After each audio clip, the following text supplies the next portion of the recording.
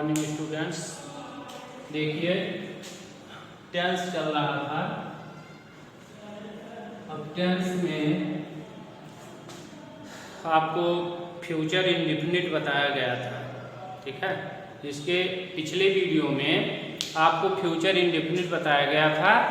अब आज आपको फ्यूचर कंटीन्यूअस टेंस पढ़ाया जाएगा। इसके पहले प्रेजेंट का पूरा खत्म हो गया है, पास्ट का पूरा टेंस खत्म हो गया है। उसका हम आपको बार बार बताए थे कि आप जो है घर पे होमवर्क करते रहिए, ठीक है। जैसे प्रत्येक टेंस का एक टेंस आप ले लीजिए तो उसमें 4 सेंटेंस होते हैं। हम आपको पहले भी बता चुके हैं, affirmative sentence, negative sentence, interrogative sentence और इंट्रोगेटिव निगेटिव। तो आप प्रत्येक सेंटेंस का 4 या 5 वाक्य बनाते रहिए। जिससे आप बनाते रहेंगे तो आपका अभ्यास होता रहेगा और आप टेंस भूलेंगे नहीं, क्योंकि टेंस की जरूरत हर जगह आपको पड़ेगी। जब आप जो है उसको सही से जानते रहेंगे, नियम उसका जानते रहेंगे, तभी आप कर पाएंगे। तो देखिए अब आज हमको क्या पढ़ना है, future continuous tense. Future indefinite हो गया था।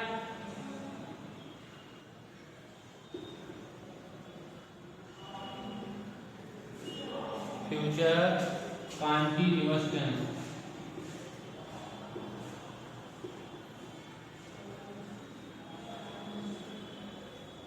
Future continuous tense. देख लीजिए स्पेलिंग FUTURECONTINUOUS, ठीक है। Future continuous tense. अब आप देखिए सबसे पहले पहचान आप जानते ही हैं।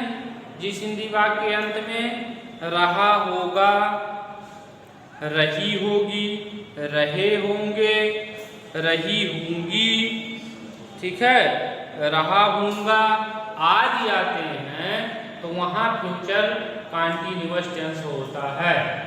फिर से सुन लीजिए, जिस हिंदी वाक्य के अंत में रहा होगा, रही होगी, रहे होंगे आदि आते हैं तो वहां फ्यूचर कंटीन्यूअस टेंस होगा, ठीक है।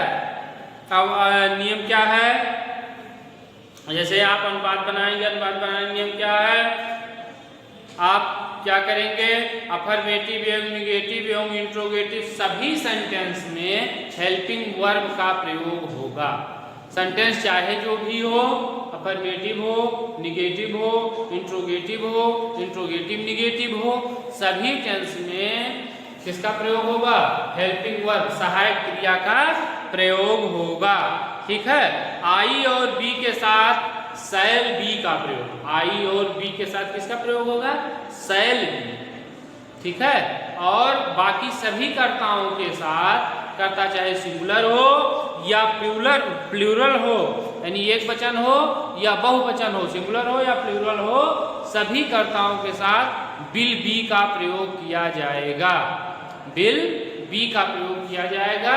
उसके पहले जो है क्या है, आई और बी के साथ शैल बी का प्रयोग और शेष सभी कर्ताओं के साथ विल बी का प्रयोग किया जाएगा। हम आपको पहले भी बता चुके हैं कि कंटीन्यूअस है तो वहां वर्ब का आईएनजी फॉर्म लगेगा, यानी वर्ब के फर्स्ट फॉर्म में आईएनजी का प्रयोग होगा। देखिए अफर्मेटिव सेंटेंस, सबसे पहले क्या है, अफर्मेटिव सेंटेंस।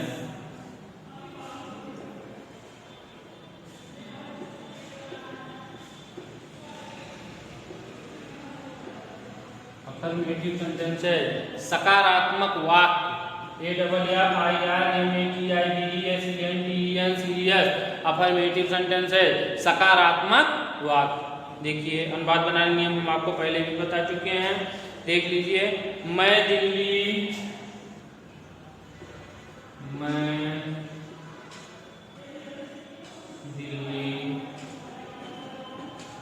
जा रहा हूँगा,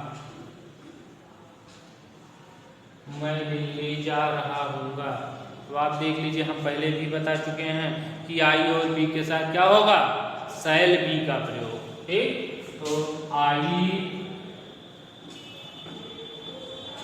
शैल बी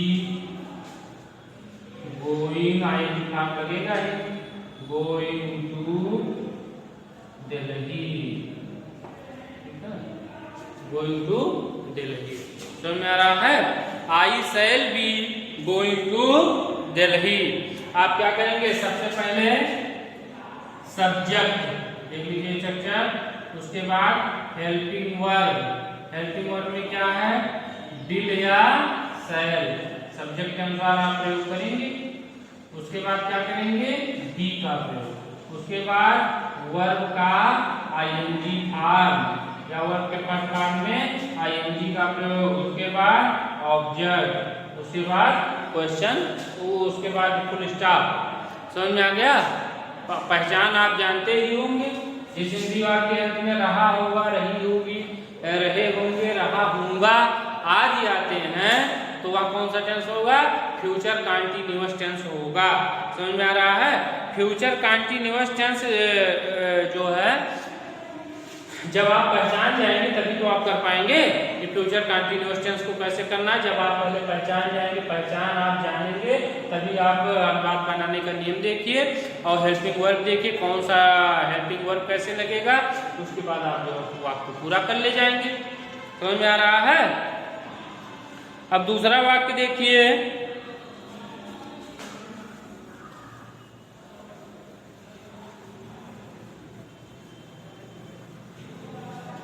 दूसरा वाक्य देखिए, वह सारे आम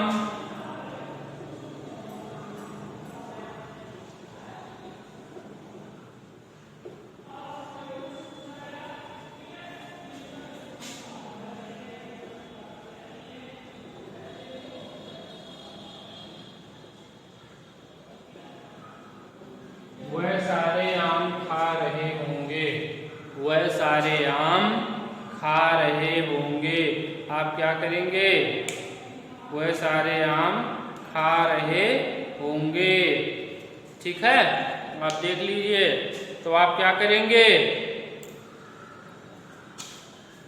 दे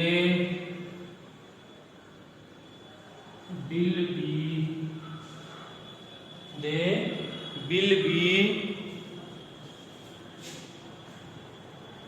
eating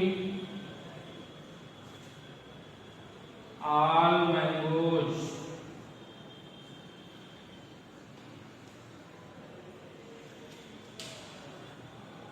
all mangoes। ठीक है? देख लीजिए, all mangoes। ठीक है? they will be eating all mangoes। समझ में आ रहा है? अगला वाक्य देखिए। अभी अफर्मेटिव सेंटेंस चल रहा है। अभी कौन सा सेंटेंस चल रहा है? Affirmative sentence. वह सब्जी खरीद रहा होगा। वह सब्जी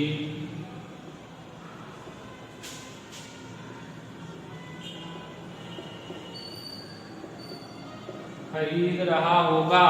वह सब्जी खरीद रहा होगा। क्या होगा? he will be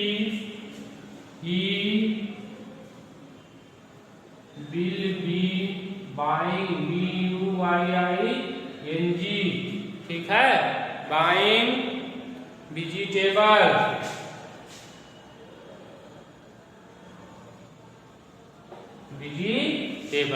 ठीक है? VEGETABLE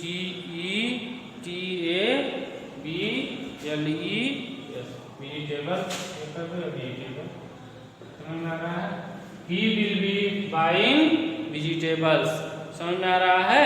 देखिए, सबसे पहले क्या करेंगे आप? सब्जेक्ट, उसके बाद हेल्पिंग वर्ब। हेल्पिंग वर्ब में क्या है? डिल या शैल का प्रयोग। उसके बाद बी, उसके बाद वर्ब का आईएनजी फॉर्म, फिर ऑब्जेक्ट। समझ में आ रहा है?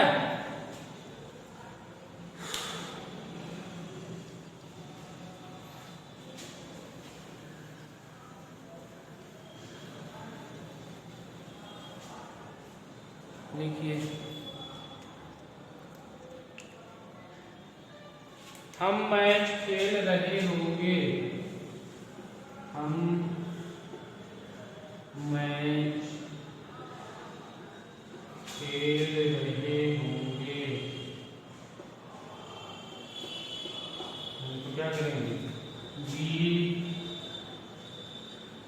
शैल बी, पहले हम आपको बता चुके हैं ना, be shall be playing the match.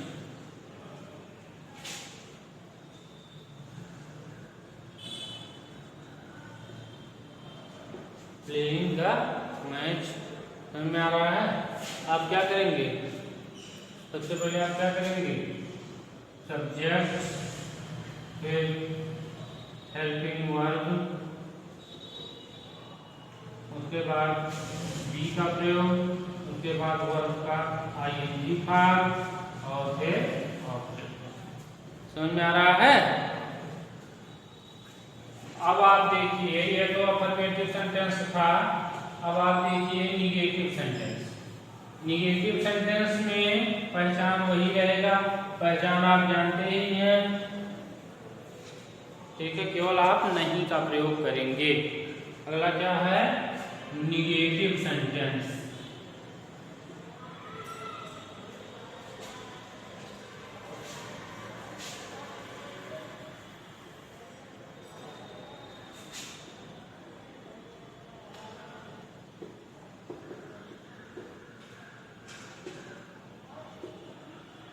Negative sentences, नकारात्मक वाक्य, ठीक है। निगेटिव सेंटेंस का क्या है, नकारात्मक वाक्य, ठीक। अब आप देखिए नकारात्मक क्या करना है आपको, केवल आपको नहीं का प्रयोग कर देना है और बाकी जो है और कुछ नहीं करना है, ठीक।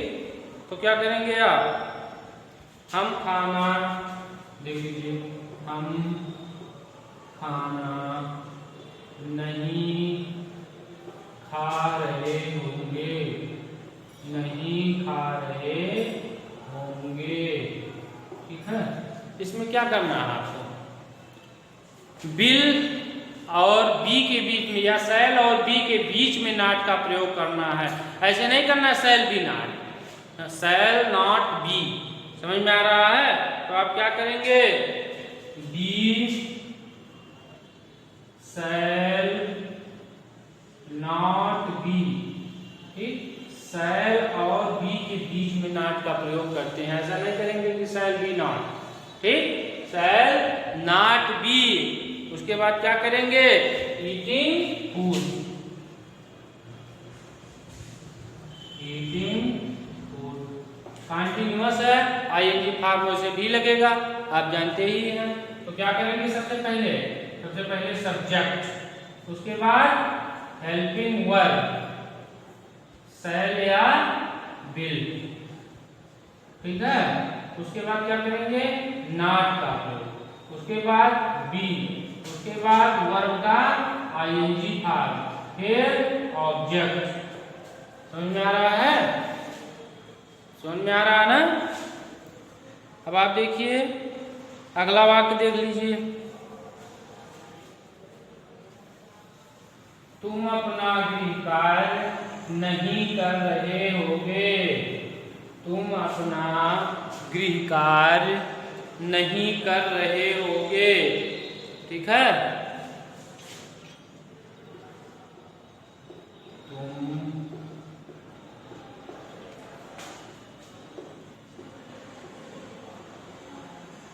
गृह कार्य नहीं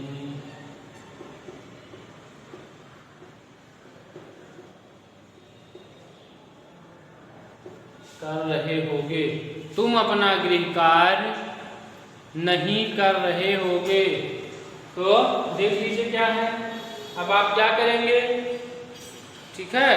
अब आप देख लीजिए क्या करेंगे, यू विल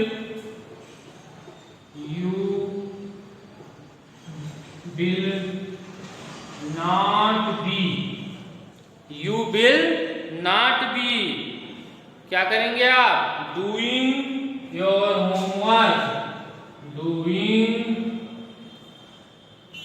योर, यहाँ नीचे लिखे रहिए योर होमवर्क। समझ में आ रहा है, यहाँ नीचे लिखे देख लीजिए, you will not be doing your homework. समझ में आ रहा है, तुम अपना गृह कार्य नहीं कर रहे होगे। हम आपको पहले भी बताए हैं कि बिल और बी के बीच में किसका प्रयोग होगा, नॉट का प्रयोग किया जाएगा। समझ में आ रहा है। सबसे पहले आप क्या करेंगे, सब्जेक्ट, उसके बाद helping verb. Helping verb subject के अनुसार रहेगा, शैल या बिल का प्रयोग, उसके बाद नॉट का प्रयोग, उसके बाद बी का प्रयोग, उसके बाद वर्ब का आईएनजी फॉर्म, फिर ऑब्जेक्ट। समझ में आ रहा है।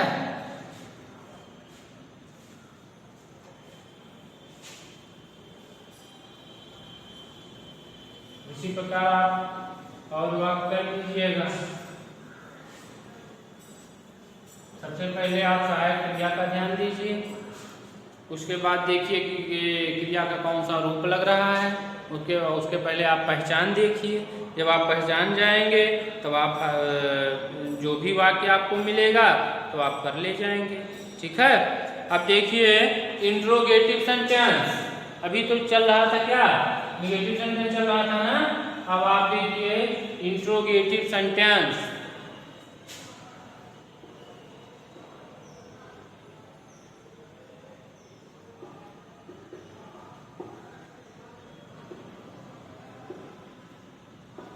इंट्रोगेटिव सेंटेंसेस, ठीक है। प्रश्नवाचक वाक्य, INTROGATIVESENTENCES, प्रश्नवाचक वाक्य। प्रश्नवाचक वाक्य में हम आपको पहले भी बता चुके हैं कि दो तरीके के वाक्य होते हैं।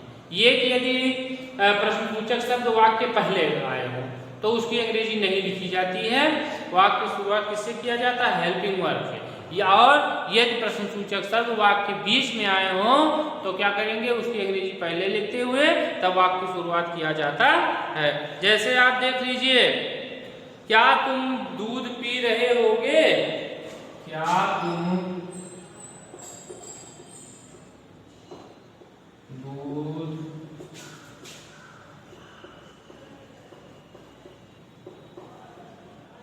पी रहे होगे। अब आप क्या करेंगे, पहले क्वेश्चन मार्क, तो सबसे पहले क्या होगा, विल यू, उसके बाद बी का प्रयोग। पहले आप क्या करेंगे कि आप हेल्पिंग वर्ब से वाक्य की शुरुआत करिए, उसके बाद आप सब्जेक्ट का प्रयोग करिए, उसके बाद आप बी का प्रयोग करिए। तो क्या करेंगे, will you be drinking milk,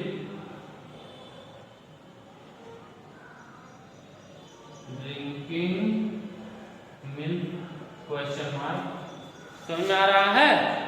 उसके बाद आप क्या करेंगे, सबसे पहले वाक्य शुरुआत कैसे करेंगे, हेल्पिंग वर्ब, फिर सब्जेक्ट, फिर बी का प्रयोग, फिर वर्ब का आईएनजी फॉर्म, फिर क्या करेंगे ऑब्जेक्ट, उसके बाद क्वेश्चन मार्क। समझ में आ रहा है। तो इस तरीके का आप वाक्य की शुरुआत करिए। सबसे पहले क्या करेंगे आप, हेल्पिंग वर्ब से, ठीक है, क्योंकि वाक्य के पहले प्रश्नसूचक शब्द आया है। ठीक है। अब देख लीजिए एक वाक्य और देख लीजिए,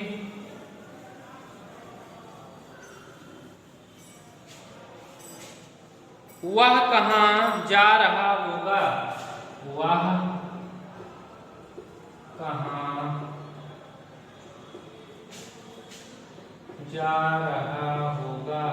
हम आपको पहले भी बता चुके हैं कि यदि वाक्य के बीच में प्रश्नसूचक शब्द आते हैं तो उसकी अंग्रेजी पहले लिखी जाती है। तो क्या करेंगे आप, वेयर, ठीक है। उसके बाद क्या करेंगे आप, उसके बाद आप करेंगे हेल्पिंग वर्ब का प्रयोग, वेयर विल, ठीक। उसके बाद क्या करेंगे आप, सब्जेक्ट का प्रयोग, ही, उसके बाद be, where will he be going, उसके बाद क्वेश्चन मार्क। सबसे पहले आप क्या करेंगे, क्वेश्चन वर्ड, उसके बाद हेल्पिंग वर्ब, उसके बाद सब्जेक्ट का प्रयोग, उसके बाद बी, उसके बाद वर्ब का आईएनजी फॉर्म, उसके बाद क्या करेंगे आप, ऑब्जेक्ट है तो करिए, नहीं है कोई बात नहीं, उसके बाद क्वेश्चन मार्क। समझ में आ रहा है। तो ये हो गया आपका इंट्रोगेटिव सेंटेंस, यदि वाक्य के बीच में प्रश्नसूचक शब्द आए हो तो। ठीक है। तो सबसे पहले आप क्वेश्चन वर्ड से वाक्य की शुरुआत करेंगे, उसके बाद आप हेल्पिंग वर्ब का प्रयोग करेंगे, उसके बाद आप सब्जेक्ट का प्रयोग करेंगे, उसके बाद आप बी का प्रयोग करेंगे, यानी जो विल बी लगेगा ना, उसके बाद वर्ब का आईएनजी फॉर्म, फिर ऑब्जेक्ट। समझ में आ रहा है?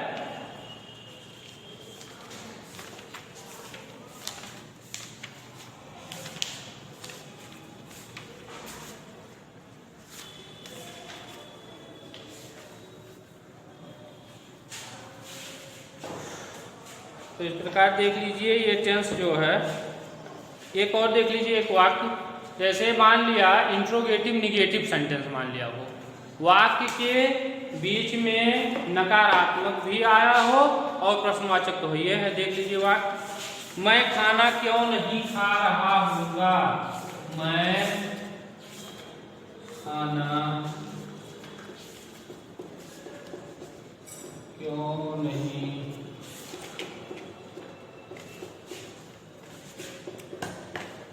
खा रहा हूँगा।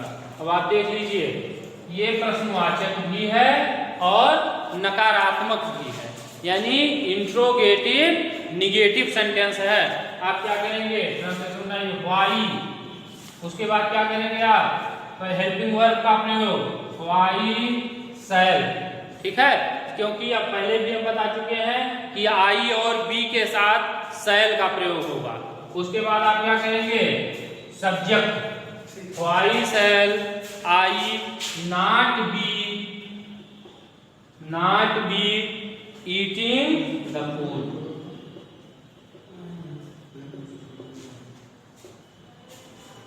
eating the food समझ में आ रहा है? Why shall I not be eating the food? अब ये देख लीजिए आपका इंट्रोगेटिव निगेटिव सेंटेंस हो गया है, Why shall I not be eating the food। सबसे पहले आप क्या करेंगे, क्वेश्चन वर्ड, उसके बाद हेल्पिंग वर्ब, उसके बाद सब्जेक्ट, उसके बाद नॉट का प्रयोग, उसके बाद बी, उसके बाद वर्ब का आईएनजी फॉर्म, उसके बाद ऑब्जेक्ट, उसके बाद क्वेश्चन मार्क। समझ में आ रहा है? तो देख लीजिए ये फ्यूचर कंटीन्यूअस टेंस आपका खत्म हो गया। ये इंट्रोगेटिव निगेटिव सेंटेंस है, चारों सेंटेंस हो गए हैं। ये इंट्रोगेटिव निगेटिव सेंटेंस है, प्रश्नवाचक भी है और नकारात्मक भी है। ठीक है, अब इसके आगे जो है अगला टेंस आपको अगले दिन बताया जाएगा, अगले वीडियो में। ये है कि आप प्रत्येक सेंटेंस का 5-5 वाक्य आप घर पे करते रहिए, जिससे आपका होमवर्क भी हो जाएगा। ठीक है, थैंक यू।